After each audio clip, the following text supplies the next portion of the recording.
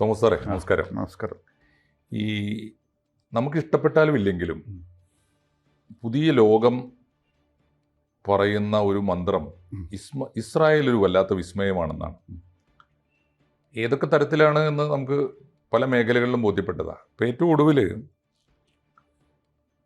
ഇറാൻ്റെ മലമടക്കുകളിൽ പാറക്കെട്ടുകൾക്കുള്ളിൽ അതീവ സുരക്ഷിതവും അതീവ രഹസ്യവുമായി നിർമ്മിക്കുന്ന ആണവ നിലയങ്ങൾ എവിടെയൊക്കെയാണ് എന്ന് കൃത്യമായി ഇസ്രായേലിൻ്റെ കണ്ണുകൾ കാണുന്നു എന്നതൊരു യാഥാർത്ഥ്യമാണ്. അവിടെ കൃത്യമായി കൊണ്ടുപോയി ബോംബിട്ട്, മിസൈലിട്ട്, ഡ്രോണിട്ട് തകർക്കാൻ അവർക്ക് പറ്റുന്നു. ഇതെങ്ങനെയാണ് സാധിക്കുന്നത് എന്നത് ലോകത്തിൻ്റെ മുമ്പിൽ ഒരു വലിയ വിസ്മയമാണ്. അതിനെക്കുറിച്ച് സാറ് നിരീക്ഷിച്ചിട്ടുണ്ടോ? അത് ഓക്കെ, നമ്മളപ്പോൾ ഇതിൽ ഫിസിക്സും സയൻസും ടെക്നോളജിയൊക്കെ അങ്ങോട്ട് തീർച്ചയായിട്ടും അത് പറഞ്ഞാൽ സാധാരണക്കാർക്ക് മനസ്സിലായിക്കൊള്ളണമെന്നില്ല.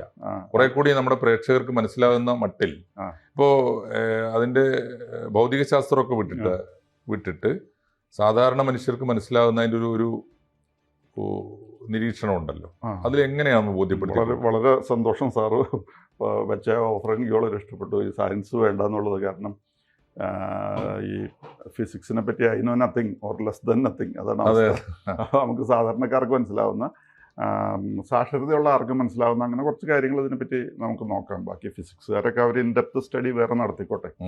അപ്പോൾ നമുക്കറിയാം ഇപ്പോഴത്തെ ഈ പുതിയ ഇറാനിലെ ഗവൺമെൻറ്, ആ ടൈപ്പ് ഓഫ് ഗവൺമെൻറ് വന്നത് 1979 1979 അവർ വന്നിട്ട് സാധാരണ ഇങ്ങനെ ഒരു പുതിയ രാജ്യമോ പുതിയ ഗവൺമെൻറ്റൊക്കെ വരുമ്പോൾ നമ്മൾ അവരെ പറ്റി പലതും സ്റ്റഡി ചെയ്യാനായിട്ട് ശ്രമിക്കും.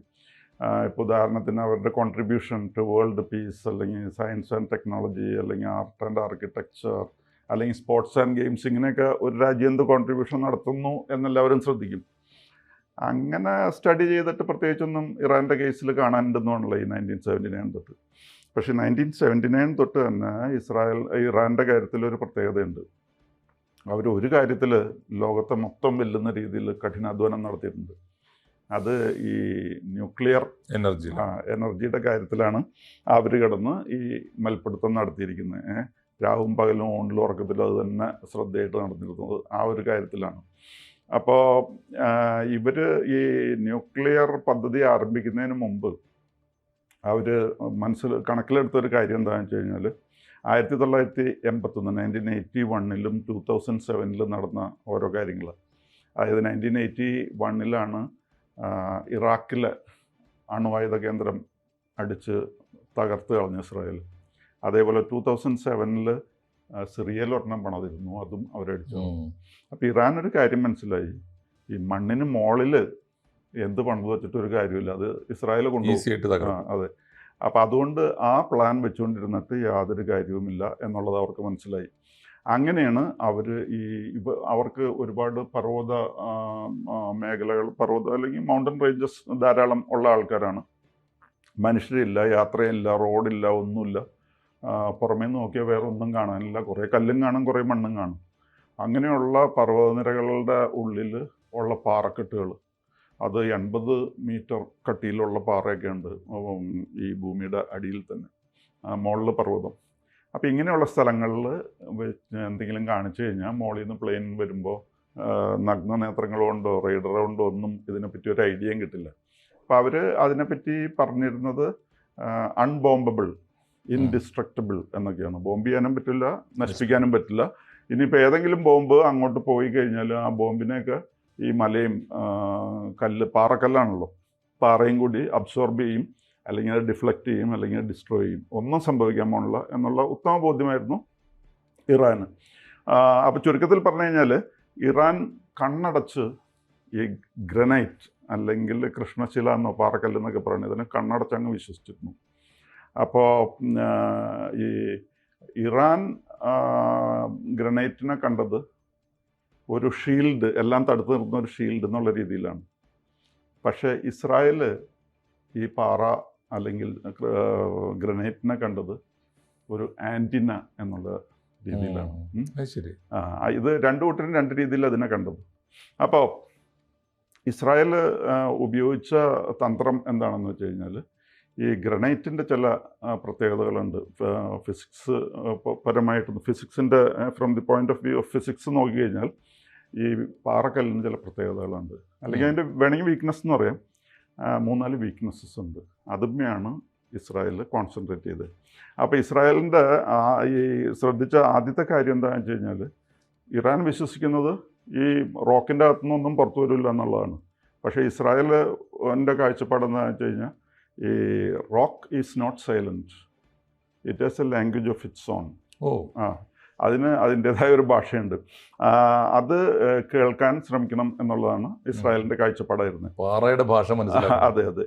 അപ്പോൾ കാരണം ഇപ്പോൾ നമ്മൾ നോക്കുമ്പോൾ പാറയൊന്നും പറയുന്നില്ല. ഇപ്പോൾ സാധാരണ നമ്മൾ കുറുക്കനെ കണ്ടു കഴിയുമ്പോൾ മനുഷ്യരുടെ അടുത്ത് വരുന്നില്ല, മനുഷ്യനോട് മിണ്ടുന്നില്ല, കംപ്ലീറ്റ്ലി സൈലൻ്റാണ്. പക്ഷേ അത് തിന്ന് വയറിറങ്ങി കഴിയുമ്പോൾ ഒന്ന് വിളിച്ചു കൂണ ഒരു ഏർപ്പാടുണ്ട്. അതേപോലെ ഈ കൃഷ്ണശില അല്ലെങ്കിൽ ഗ്രനൈറ്റ് എന്ന് പറയുന്ന സാധനത്തിന് ഒരു പ്രത്യേകതയുണ്ട്. അതായത് അത് it sense seismic waves. Seismic എന്ന് പറയുമ്പോൾ റിലേറ്റഡ് ടു എർത്ത് ക്വേക്ക്, ഭൂചലനം, ഭൂമി ഉൽക്കം എന്നൊക്കെ പറയുമല്ലോ. ആ സമയത്തുണ്ടാകുന്ന പോലെയുള്ള വേവ്സ് ഈ പാറ ഇടയ്ക്ക് പുറപ്പെടുവിക്കും. അതായത് ഇതിൻ്റെ അകത്ത് എന്തെങ്കിലും സംഭവിച്ചാൽ അപ്പം തന്നെ ഇത് വിളിച്ചു പറയുന്ന പോലെയാണ് സൈസ്മിക് വേവ്സ് പുറത്തേക്ക് വിടാൻ തുടങ്ങും. It is an excellent conductor of seismic waves. ഇതാണ് ഇസ്രായേൽ ഉപയോഗപ്പെടുത്തിയ ഒരു തത്വം. അപ്പോൾ ഈ ഭൂചലനങ്ങളുടെ ചലനങ്ങൾ തരംഗങ്ങളായിട്ട് പുറത്തു വരുന്നു. അപ്പം അതേപോലെ ഈ പാറക്കെട്ടുകൾക്കുള്ളിൽ എന്ന് പറഞ്ഞു കഴിഞ്ഞാൽ വളരെ വൻ ആക്ടിവിറ്റിയാണ് നടക്കുന്നത്. വലിയ ആക്ടിവിറ്റീസ് ഉണ്ടല്ലോ, എന്തെല്ലാം സാധനങ്ങൾ അതിൻ്റെ ഉള്ളിൽ പ്രവർത്തിക്കുന്നു. ഓരോ പ്രവർത്തനത്തിനും വൈബ്രേഷൻ ഉണ്ടായിരിക്കും. ആ വൈബ്രേഷൻ വരുന്നതനുസരിച്ച് പാറക്കല്ല് അതിൽ നിന്ന് സൈസ്മിക് വേവ്സായിട്ട് അത് പുറത്തേക്ക് വിട്ടുകൊണ്ടിരിക്കും. അപ്പോൾ അത് കണ്ടുപിടിക്കാനായിട്ട് അവർ ഇസ്രായേൽ ഉപയോഗിക്കുന്നത് അൾട്രാ സെൻസിറ്റീവ് സൈസ്മിക് സെൻസേഴ്സ് എന്ന് പറയുന്ന സെൻസേഴ്സ് ഉപയോഗിച്ചിട്ടാണ് അവരിത് ലൊക്കേറ്റ് ചെയ്യുന്നതും ഇത് കണ്ടുപിടിക്കുന്നതൊക്കെ. ഇവിടെ ഈ കാര്യങ്ങൾ നടക്കുന്നുണ്ട്. അത് കണ്ടുപിടിക്കുക എന്ന് പറഞ്ഞാൽ ഫ്രം ഫുഡ് സ്റ്റെപ്സ്, നമ്മുടെ കാലടി വയ്ക്കുന്ന ശബ്ദം തൊട്ട് അവിടെ വലിയ ട്രാൻസ്ഫോമറോ മറ്റു സാധനങ്ങളോ ഒക്കെ വർക്ക് ചെയ്യുന്നുണ്ടെങ്കിൽ അതുകൊണ്ടുണ്ടാകുന്ന വൈബ്രേഷൻ മുഴുവനും അത് കണ്ടുപിടിക്കാനായിട്ട് അവർ അൾട്രാ സെൻസിറ്റീവ് സൈസ്മിക് സെൻസേഴ്സ് ഉപയോഗിക്കും. അത് കമ്പ്യൂട്ടറിലേക്ക് കൊടുക്കും. അപ്പോൾ GPS സാധാരണ റേഡിയോ സിഗ്നൽസ് ആണ് ഉപയോഗിക്കുന്നതെങ്കിൽ ഈ കമ്പ്യൂട്ടറുകൾ ഉപയോഗപ്പെടുത്തുന്നത് സൈസ്മിക് വേവ്സ് ആണ്. അപ്പോൾ അത് വെച്ചിട്ട് തന്നെ ഈ ആൾക്കാർക്ക് സയൻസ്, ഫിസിക്സ് അറിയാവുന്നവർക്ക് ഇത് ഇവിടെ ഇന്ന സാധനം ഉണ്ടെന്നുള്ളത് അവർക്ക് ലൊക്കേറ്റ് ചെയ്യാൻ പറ്റും. ഇതിൻ്റെ പൊസിഷൻ എവിടെയാണെന്ന് അറിയാൻ പറ്റും. അപ്പോൾ അതാണ് ഒരു കാര്യം. പിന്നെ വേറൊരു കാര്യം, ഈ പാറക്കല്ലിൻ്റെ മറ്റൊരു പ്രത്യേകത അല്ലെങ്കിൽ ഗ്രനൈറ്റിൻ്റെ മറ്റൊരു പ്രത്യേകത എന്ന് പറഞ്ഞു കഴിഞ്ഞാൽ ടെമ്പറേച്ചറിൻ്റെ കാര്യത്തിലാണ്. ഈ ടെമ്പറേച്ചർ എങ്ങനെയായാലും മെഷീനൊക്കെ ഓണാക്കി പ്രവർത്തനം തുടങ്ങി കഴിയുമ്പോൾ ടെമ്പറേച്ചർ മാറും, ഭയങ്കരമായ ചൂട് വരും. ഈ ചൂട് ഉണ്ടാകുകയാണെങ്കിൽ ചൂട് വരുന്നു, ചൂട് പോവുകയും ചെയ്യണം, വരുന്നത് പോവുകയും ചെയ്യണം ചൂട്. ആ ചൂട് പുറത്തേക്ക് വിട്ട് കഴിയുമ്പോൾ ആ ചൂട് പുറത്തേക്ക് പോകുന്നതുമായിട്ടുണ്ടാകുന്ന ചില വ്യത്യാസങ്ങളുണ്ട് ഈ പാറയിൽ. അപ്പോൾ ഈ ഹീറ്റ് പുറത്തേക്ക് വരുന്നു. അപ്പോൾ ഹീറ്റ് എന്ന് പറഞ്ഞു കഴിഞ്ഞാൽ അതിൽ വളരെ ഈ മുകളിൽ 80 മീറ്ററൊക്കെ പൊക്കമുള്ള പാറയാണെങ്കിൽ അതിൻ്റെ മുകളിലേക്ക് വരുമ്പോഴേക്കും വളരെ ചെറുതായിട്ടേ ഉണ്ടാവുള്ളൂ. അപ്പോൾ അത് കണ്ടുപിടിക്കാനായിട്ട് അവർക്ക് സിന്തറ്റിക് അപ്പർച്ചർ റേഡാർ എന്ന് പറയുന്നൊരു മെക്കാനിസം ആണ് ഉപയോഗപ്പെടുത്തുന്നത്. ഇത് ഉപയോഗപ്പെടുത്തി കഴിയുമ്പോൾ ശരിക്കും ഹീറ്റല്ല അതിൽ കാണുന്നത്. ഈ ഹീറ്റ് വന്നു കഴിയുമ്പോൾ ഇതിൻ്റെ മുകൾ ഭാഗത്ത് ചില വ്യത്യാസങ്ങൾ വരും. ആ വ്യത്യാസമാണ് അവർ സ്റ്റഡി ചെയ്യുന്നത്. അത് ഹൈ റെസൊല്യൂഷൻ സാറ്റലൈറ്റ്സ് ഉപയോഗിച്ചിട്ടാണ് ഇത് റീഡ് ചെയ്യും. ഈ പാറക്കല്ലിന്റെ പുറത്ത് അടിയിൽ ചൂട് തട്ടുമ്പോൾ പുറത്ത് വരുന്ന മാറ്റം, ആ മാറ്റം അവർ കണ്ടുപിടിക്കും. അപ്പോൾ ആ മാറ്റം കണ്ടുപിടിക്കുമ്പോൾ ഇത് വർക്കിംഗ് ആണോ, ഇതിൻ്റെ പൊസിഷൻ എവിടെയാണ്, എന്തെല്ലാം വർക്ക് ഇവിടെ നടന്നു എന്ന് പറയും. അപ്പോൾ കഴിഞ്ഞ പ്രാവശ്യം യുദ്ധം നടന്ന് കുറച്ച് കഴിഞ്ഞപ്പോൾ പറഞ്ഞു ഫോർഡോയൊക്കെ ഞങ്ങൾ പൂട്ടി, ഇപ്പോൾ ഒരു ആക്ടിവിറ്റി ഇല്ലയെന്ന് പറഞ്ഞു. അവരങ്ങനെ പറയുന്നു. പക്ഷേ പാറക്കല്ല് വേറെ വർത്താനം പറഞ്ഞു. അതായത് ഇസ്രായേൽ അവിടെ ഇരുന്ന് കണ്ടിട്ടുണ്ട്. ഇവരടച്ചുപൂട്ടി എന്ന് പറഞ്ഞു കഴിഞ്ഞാലും ഒരു അടച്ചുപൂട്ടലും അവിടെ നടന്നിട്ടില്ല. പിന്നെ വേറൊരു കാര്യം, ഈ ഗ്രനൈറ്റിൻ്റെ വെയിറ്റാണ്. ഇപ്പോൾ ഗ്രനൈറ്റ്, സാധാരണ ഗ്രനൈറ്റ് ആണെങ്കിൽ അതിന് എല്ലാ ഭാഗത്തും യൂണിഫോം വെയിറ്റ് ഉണ്ടായിരിക്കും. പക്ഷേ ഇതിൻ്റെ അകം പൊള്ളയാക്കിയിട്ട് അതിൻ്റെ ഉള്ളിൽ വർക്ക് നടക്കുന്നു. കുറേ സ്ഥലം ഹോളോ ആയി കഴിയുമ്പോൾ ആ വെയിറ്റിൻ്റെ വ്യത്യാസം ഉണ്ടായിരിക്കും. ആ വെയിറ്റിൻ്റെ വ്യത്യാസം കണ്ടുപിടിക്കാനായിട്ട് അവർ ഉപയോഗിക്കുന്നത് ക്വാണ്ടം ഗ്രാവിമെട്രി എന്ന് പറഞ്ഞൊരു ഏർപ്പാടുണ്ട്. അതുപയോഗിച്ച് ഇതിൽ വ്യത്യാസം ഉണ്ടെങ്കിൽ, ഈ പാറക്കല്ലിൻ്റെ ഉള്ളിൽ വ്യത്യാസമുണ്ടെങ്കിൽ അതവർ നോട്ട് ചെയ്യും. അളക്കും. പിന്നെ വേറെ ഒരു കാര്യം കൂടി ഈ പാറക്കല്ലിൻ്റെ പ്രത്യേകതയുണ്ട്. പാറക്കല്ലിനുള്ളിൽ ഇത്രയും പരിപാടികളൊക്കെ നടത്തി കഴിയുമ്പോൾ വെന്റിലേഷൻ വേണ്ടി വരും. അവിടെ ആൾക്കാർ പണിയെടുക്കുന്നുണ്ട്, അവർക്ക് ഓക്സിജൻ വേണം, പിന്നെ അവിടെ എല്ലാം കൂൾ ചെയ്യാനായിട്ട് അതിൻ്റെ സൗകര്യം വേണം. അപ്പോൾ ഇങ്ങനെ കൂളിങ്ങും പിന്നെ ഓക്സിജൻ പ്രൊവൈഡ് ചെയ്യുകയൊക്കെ ചെയ്ത് കഴിയുമ്പോൾ ഇതിൻ്റെ വെന്റിലേഷൻ ഉണ്ട്, എയർ പുറത്തേക്ക് പോകുന്നുണ്ട്.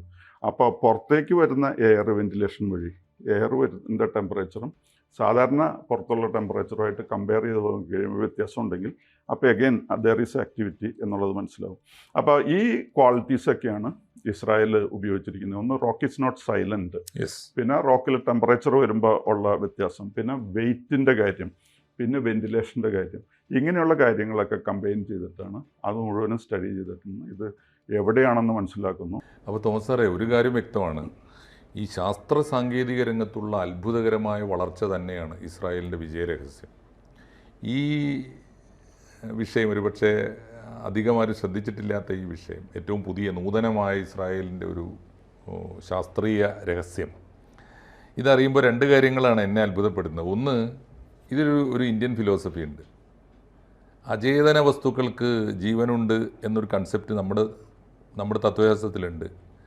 തൂണിലും തുരുമ്പിലും പുല്ലിലും പുഴുവിലും ദൈവം ഇരിക്കുന്നു, ഈശാവാസ്യം ഇതം സർവം എന്നൊക്കെ പറയുന്നത് ഈശ്വരൻ്റെ ചൈതന്യം എല്ലാ വസ്തുക്കളിലും ഉണ്ട്, എല്ലാ അചേതന വസ്തുക്കളിലും ഉണ്ട്.